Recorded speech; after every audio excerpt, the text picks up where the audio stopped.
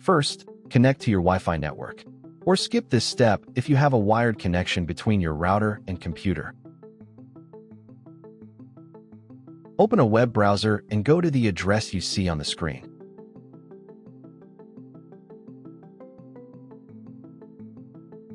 And press Enter. If none of these addresses worked, then find the address printed on a label on the back or bottom of your router. If this address also did not work, then watch my other video where I show how to find the correct IP address of the router and then return to this video. All links are in the description. After entering the correct address, you will be taken to the login page. Here, you'll need to type in your router's username and password. For most NETGEAR routers, the default username is admin, and the default password is password. After entering your login details, click this button. If these details do not work, then find the default information on the label on the back or bottom of your router.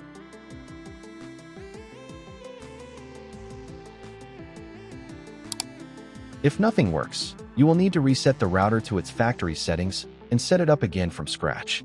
Links to videos are in the description.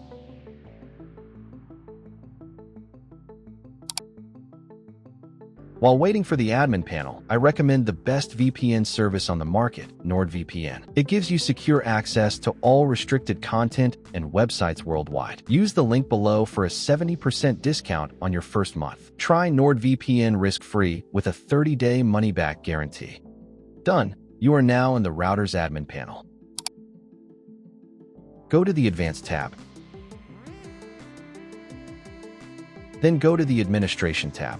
Firmware update. Now you need to find the latest firmware for your router. As you can see, I already have the latest firmware version installed, so I will not install it. And you need to click the Yes button and wait until the update process is completed. Reconnect to your network if you were connected to the router via Wi-Fi. Thanks for watching. Don't forget to secure your connection with NordVPN using the link in the description for that 70% discount.